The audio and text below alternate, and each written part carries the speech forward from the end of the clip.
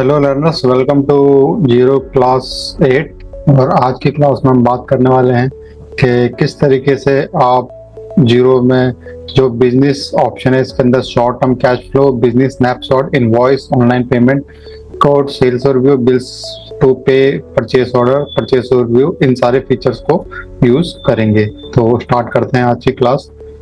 तो बिजनेस में अगर सबसे ऊपर हम ऑप्शन देखें तो शॉर्ट टर्म कैश फ्लो का आता है।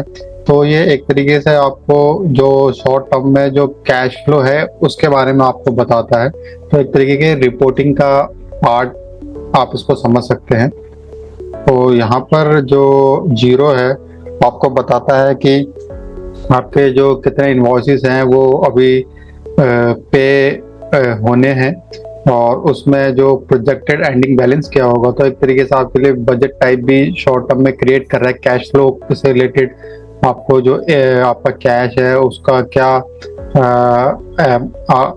क्या रिजल्ट होने वाला है, तो वो चीज़ें भी यहाँ पे बता रहा है। तो इसको आप चेंज कर सकते हैं। इसको अगर आपको चेंज करना है, नेक्स्ट 7 डेज करना है, तो नेक्स्ट 7 डेज में आपका जो कैश फ्लो का एंडिंग बैलेंस क्या होगा वो आप इस तरीके से देख सकते हो। तो सिंपली ये कैश फ्लो की कैश की एक रिपोर्ट है जो जिसका ओवरव्यू आप यहाँ से देख सकते हैं। उसके बाद आता है बिजनेस स्नैपशॉट। बिजनेस स्नैपशॉट में जो भी बिजनेस रिलेटेड जो इंपॉर्टेंट चीजें होती हैं वो आती हैं, जैसे कि बिजनेस का प्रॉफिट एंड लॉस क्या है और बिजनेस के जो अदर वेरिएबल होते हैं जो बिजनेस के बारे में शॉर्ट में आपको बताते हैं कि बिजनेस कैसा चल रहा है। तो यहाँ पे अगर हम देखें तो जो प्रॉफिट एंड लॉस है उसका ओवरव्यू यहाँ पे शो हो रहा है। प्रॉफिटेबिलिटी नेगेटिव में आ रही है और यहाँ पे जो एक्सपेंसेस हैं वो शो हो रहे हैं। इनकम शो हो रही है कि टोटल आपने जो कितना सेल की हुई है। तो यहाँ पे जो हमारे एक्सपेंसेस है वो एक्सीड कर गए इनकम से, तभी ये नेगेटिव जो ये प्रॉफिट एंड लॉस में लॉस आ रहा है। तो इस तरीके से ये भी आपको एक रिपोर्ट टाइप है, तो इसको आपको देखते ही इजीली समझ जाएंगे। तो अब आ जाते हैं इसके बाद जो सबसे इम्पोर्टेंट चीज़ है वो इन्वॉइसेस। तो इन्वॉइस कैसे आपको पोस्ट करना है जीरो में। और यहाँ पे जो सबसे इम्पोर्टेंट चीज़ हम ये भी सीखेंगे कि अगर आपको कोई बहुत सारे आपके पास इन्वॉइसेस हैं वो एक्सेल में है तो वो किस तरीके से आप जीरो में इंपोर्ट करेंगे। तो सबसे पहले हम सिंपली अगर हमें एक इन्वॉइस पोस्ट करना है तो उसको देख लेते हैं कैसे हम पोस्ट कर सकते हैं। जैसे हम इन्वॉइस पे आए तो यहाँ पे जो एक इन्वॉइसेस की डिटेल टाइप खुल गई है और ये काफ़ी अच्छा डैशबोर्ड जीरो ने बनाया है। और इस डैशबोर्ड में ही आप जो आपके इन्वॉइसेस हैं उनके जो स्टेटस देख सकते हैं कि आपके सारे इन्वॉइस अगर आप देखना चाहते हैं तो वो ये हैं। ड्राफ्ट में कितने इन्वॉइसेस हैं, यानी कि ऐसे इन्वॉइसेस जो अभी तक सबमिट भी नहीं है अप्रूवल के लिए। अप्रूवल में कितने इन्वॉइसेस हैं जो अप्रूवल के लिए अभी रह गए हैं जिनको आपको अप्रूव करना है। पेमेंट जिनको करनी है वो इन्वॉइसेस कौन से है। तो काफ़ी अच्छा डैशबोर्ड आपको यहाँ से देखने को मिलता है। तो यहाँ पर हम अगर देखें तो यहाँ पे ऑलमोस्ट जो ऑल में 3 इन्वॉइसेस हैं। तो हम यहाँ पे एक और इन्वॉइस को पोस्ट करेंगे और उसको देखते हैं किस तरीके से आप जीरो में पोस्ट कर सकते हो। तो यहाँ पर हम इसको कर लेते हैं ओके। इसको एक बार और रिफ्रेश कर लेते हैं क्योंकि जीरो में अभी एक एरर आया है, तो कोई गड़बड़ ना हो एंट्री पोस्ट करते वक्त, इसलिए हमने इसको रिफ्रेश कर लिया। हो सकता है कभी जो पेज है उसमें बग आ जाए तो उसके इसमें आप इसको रिफ्रेश कर सकते हैं। तो यहाँ पे हमें वेंडर सेलेक्ट करना है, तो हम एक जो वेंडर है वो सिलेक्ट कर लेते हैं। तो यहाँ से सबसे अच्छी चीज़ ये है कि जीरो में कि आपको वेंडर क्रिएट करने के लिए ज़रूरी नहीं कि आप वेंडर लिस्ट में जाए। आप यहाँ पर डायरेक्टली आपको शो हो रहा है अगर आपको एक न्यू वेंडर क्रिएट करना है। और अगर हम क्यूबी में देखें तो वहाँ भी सेम इस तरीके का फीचर होता है। तो यहाँ पर अगर हम एक नया जो है कस्टमर क्रिएट करना चाहते हैं तो हम एक नया जो हमारा कस्टमर है वो नीरज के नाम से क्रिएट कर लेते हैं और ऐड टू कॉन्टैक्ट कर लेते हैं। सिंपली हमने ऐड टू कॉन्टैक्ट किया और जो कस्टमर है वो क्रिएट हो गया।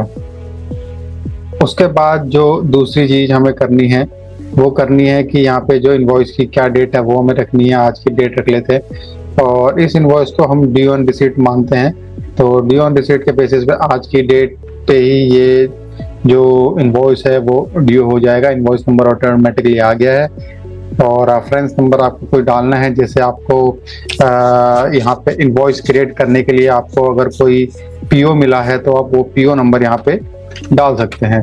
उसके बाद यहाँ पे आइटम, क्या आइटम आप यहाँ पे जो सोल्ड कर रहे हैं, तो हम यहाँ पे जो आइटम है एक कंप्यूटर के नाम से आइटम क्रिएट कर लेते हैं और उसको हम यहाँ पे सोल्ड करना चाहते हैं। तो आइटम कोड आप जो भी आपका जैसे मैनेज कर रहे हैं वो यहाँ पे डाल सकते हैं और इसको हम कर लेते हैं कंप्यूटर। तो यहाँ पे इसको हमने कंप्यूटर कर लिया है। आई सेल दिस आइटम, और इसको अभी हम ट्रैक नहीं कर रहे और करते हैं इसको सेव। और उसके बाद कितनी क्वांटिटी हम सेल कर रहे हैं, यहाँ पे हम जो है 10 क्वांटिटी सेल कर रहे हैं। क्या प्राइस है, तो एक का जो प्राइस है वो 30,000 है। उसके बाद डिस्काउंट कुछ नहीं है। अकाउंट हमारा जो सेल्स है वो अकाउंट यहाँ पे आ जाएगा। और उसके बाद कोई टैक्स इसमें अभी हम नहीं लगा रहे हैं। और उसके बाद यहाँ पे इसको हम जो है अगर सेव करेंगे तो ये सेव हो जाएगा, यानी कि ड्राफ्ट वाली स्टेज में चला जाएगा। तो मैं दिखाता हूँ आपको कैसे। इसको हमने कर लिया सेव। तो यहाँ से हमने जो नीरज का जो इनवॉइस है उसको हमने सेव कर लिया है। तो जैसे कि आपने थोड़ी देर पहले देखा होगा कि यहाँ पे जो ड्राफ्ट है वो 1 था, अब यहाँ पे जो ड्राफ्ट की स्टेज है वहाँ पे 2 इनवॉइसेस आ गए हैं। और ऑटोमेटिकली जो 0 है उसने हमें जो एक टैब आगे और टैब से जो है उससे एक टैब आगे हमें पहुंचा दिया है। तो ऑटोमेटिकली भी जो 0 है, जो भी उसका 0 को यूज कर रहा है, उस यूजर की जो रिक्वायरमेंट है उसके अकॉर्डिंग भी 0 अपने आप को एडजस्ट करते रहता है। तो यहाँ पे जो 0 को पता लग गया कि इनवॉइस इन्होंने सेव किया है तो ऑटोमेटिकली वो ड्राफ्ट मोड में चला जाएगा। तो हम उस इनवॉइस को ओपन कर लेते हैं जो अभी है ड्राफ्ट में। तो अभी जो हमारा इनवॉइस है ये अप्रूवल की स्टेज में है, यानी कि इसको हमें अप्रूव करना है। तो इसको हम कर लेते हैं अप्रूव। तो यहाँ से हमने जो इनवॉइस है उसको अब अप्रूव कर लिया है। तो दोबारा से हम एंट्री कर रहे हैं उसमें देख लेते हैं कि ये किस स्टेज पर अभी है। तो उसको हम थोड़ा कर लेते हैं बैक।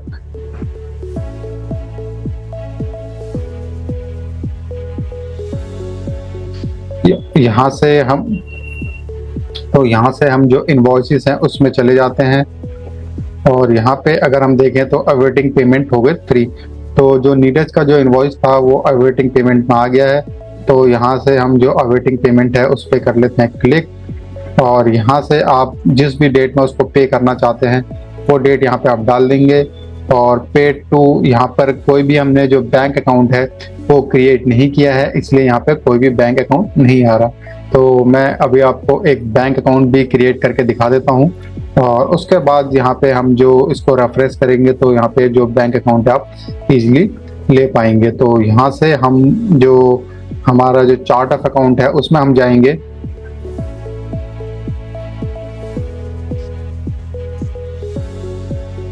चार्ट ऑफ अकाउंट में जाने के बाद हमें जो बैंक अकाउंट ऐड करना है वो ऐड बैंक अकाउंट करके ही हम उसको ऐड कर सकते हैं। तो यहाँ पे हम ऐड बैंक अकाउंट में चले जाते हैं और यहाँ से हम एक जो डमी बैंक अकाउंट बना लेते हैं।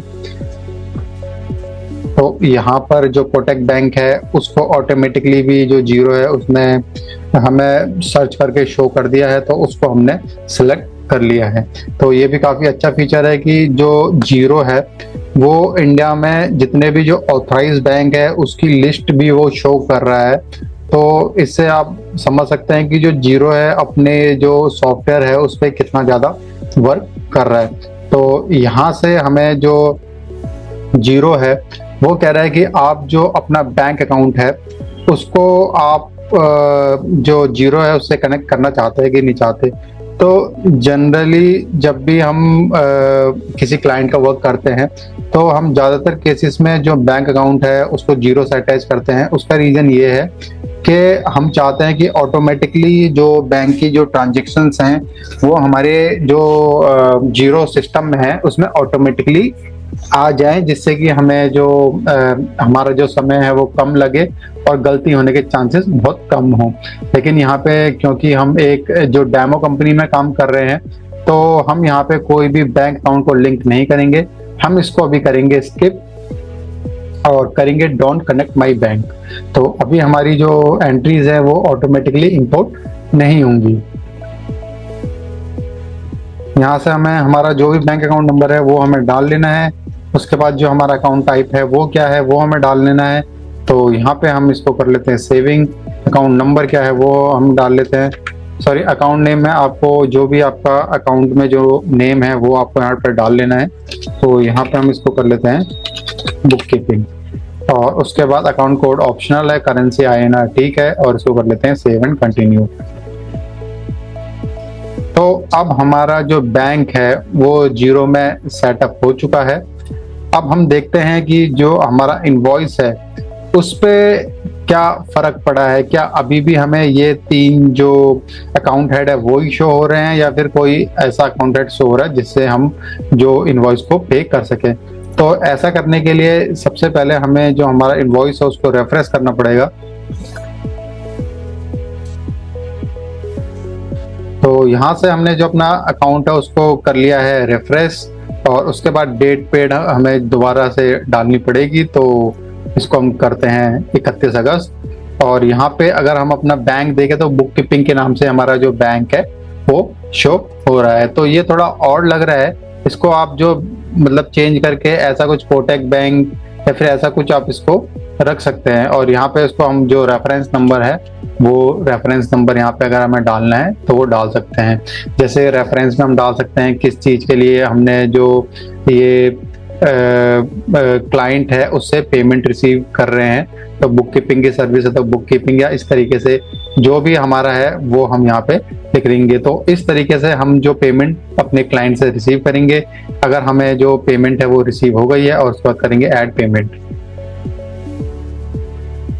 और यहाँ पे इस तरीके से जो हमारी जो ट्रांजेक्शन है वो कंप्लीट हो जाएगी। तो यहाँ पे हम देखें तो पेड में एक ट्रांजेक्शन आ गई है जो अभी हमने 31 अगस्त में पेड के लिए पोस्ट की थी। अब इसके बाद जो सबसे इम्पोर्टेंट चीज़ है जिस पे हमें काम करना है वो है रिपीटेड इनवॉइस। जो रिपीटेड इनवॉइस होते हैं वो इनवॉइसेस होते हैं जो मंथली आपको किसी को चार्ज करने, जैसे आपकी कोई सपोज इंश्योरेंस की कंपनी है तो आप क्या करेंगे कि हर महीने जो इंश्योरेंस का इनवॉइस अपने क्लाइंट को भेजेंगे। या फिर आप जो है कोई आप रेंटल, आपका कोई बिजनेस है, आप रेंट पे प्रॉपर्टीज देते हैं, तो उस केस में आप जो आपकी रेंट पे जो प्रॉपर्टी है उसका जो इनवॉइस आप अपने जो टेनेंट है उसको हर महीने भेजेंगे। तो उसको आप ऑटोमेटिकली यहाँ से सेट भी कर सकते हैं। तो उसके लिए सारे फीचर यहाँ पे दिए हुए हैं।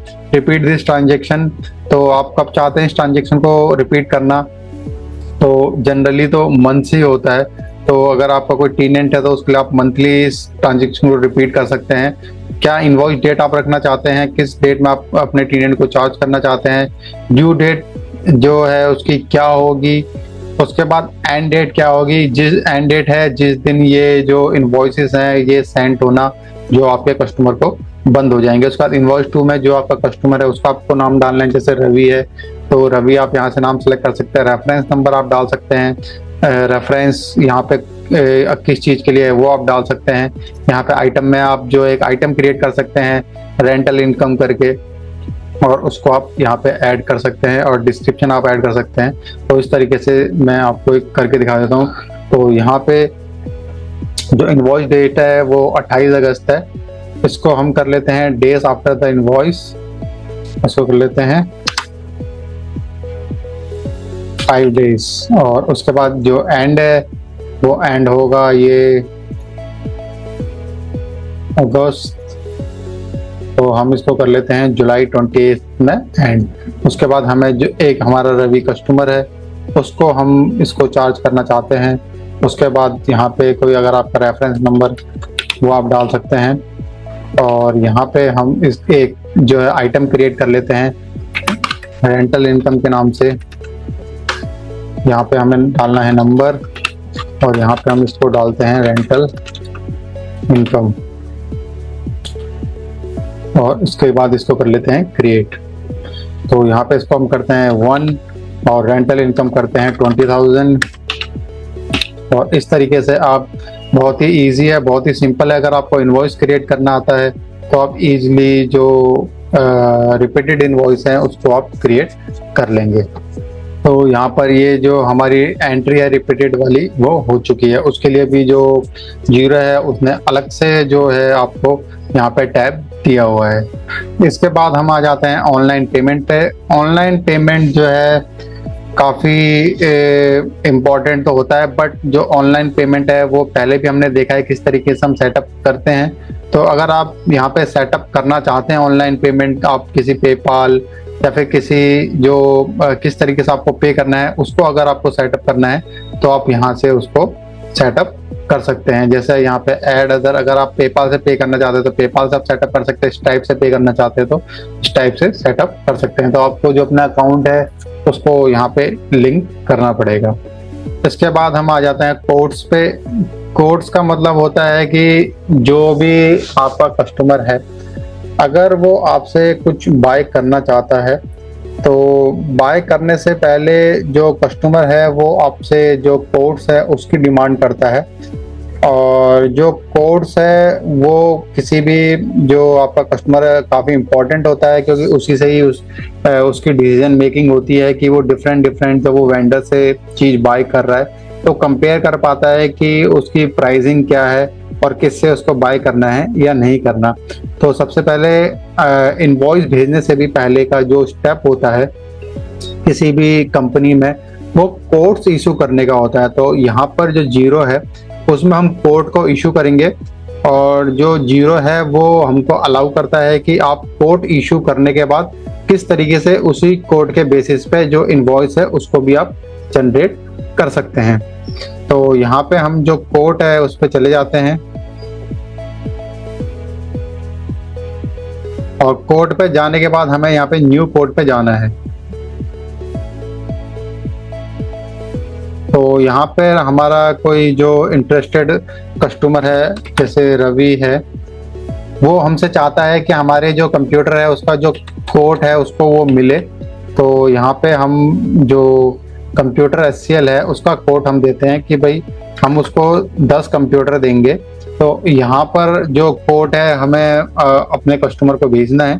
तो यहाँ पे हमने सब कुछ कर लिया है, और अगर हम यहाँ पे सेव करेंगे तो उसके बाद जो कोड है वो आगे इनवॉइसिंग के लिए नहीं जाएगा। तो जैसे हम इसको अभी कर लेते हैं सेव, और सेव करने के बाद अगर हम कोड को देखें तो ये अभी ड्राफ्ट स्टेज में है। तो कोड को अगर हमें ड्राफ्ट की स्टेज से आगे बढ़ाना है, अप्रूवल की स्टेज में बढ़ाना है, तो हमें जो कोड है इसको सेंड करना पड़ेगा। तो हम जो कोड है उसको कर लेते हैं सेंड, और यहाँ पे जो ईमेल एड्रेस है वो आ गया है, और जो कोड है उसमें जो ईमेल लिखने वाला है वो आ गया है। तो यहाँ पे अगर आप इसको चाहें तो आप इसको चेंज कर सकते हैं। और उसके बाद जब हमने सब कुछ देख लिया है तो इसको हम कर देंगे सेंड। इसमें एक चीज़ और ध्यान देने वाली है कि आप जो कोड है उसकी कॉपी भी साथ में भेजना चाहते हैं कि नहीं भेजना चाहते। तो आप जो कॉपी है उसकी अगर आप खुद को भी भेजना चाहते हैं तो उसको सेंड भी कॉपी कर देंगे और उसके बाद कर लेंगे इसको सेंड।